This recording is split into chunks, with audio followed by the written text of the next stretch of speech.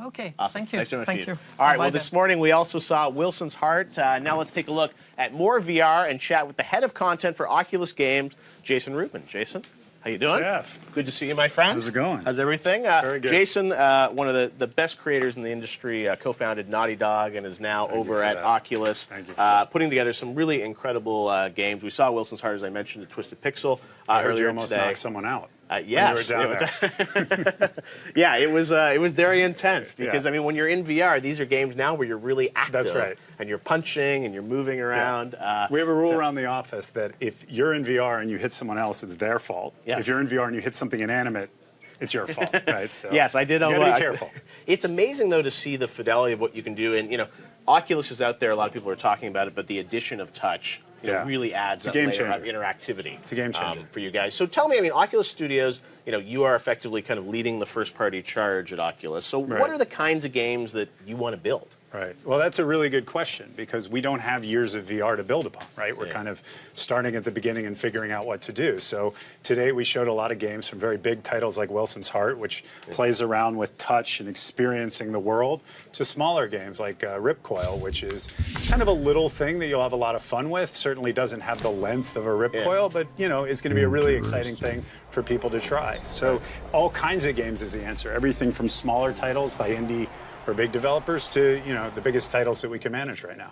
Right, that's a good point, because I think a lot of these games, you know, people wonder like, oh, are they going to be 2-hour experiences and that's enough, or is it going to be a 15-hour experience? Based on sort of the early response from folks that are in the Oculus store buying things, have you guys sort of made any conclusions about the types of games that people are responding to best? It kind of depends on the game. So let's take Ripcoil, right? It's we have a video you'll see later, but it's kind of like Pong, except for you're the paddle and you're throwing a disc back and forth. It's a very physical game. Right. So that game, there you go. So a shorter play session of this than you would, say, a sit-down on a sofa joypad game, because it is a physical endeavor. Some other games like Chronos, you're in VR, you can play it, it's a 10-hour game, say. I've played for 4 or 5 hours at a time without any problem.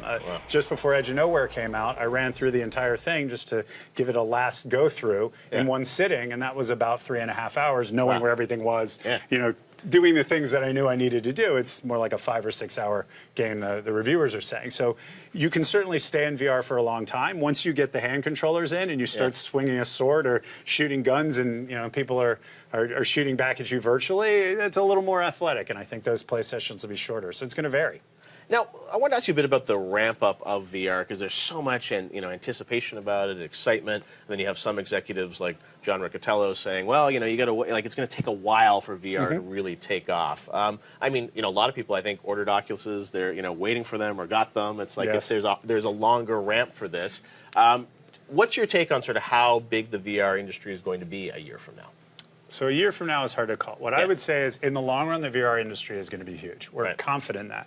You see what's happening at E3 year after year with additional announcements. Last year, big publishers weren't really getting involved. This year, you have Ubisoft showing multiple titles. Palmer on stage. Exactly, right? And so you have these bigger titles coming out from bigger publishers.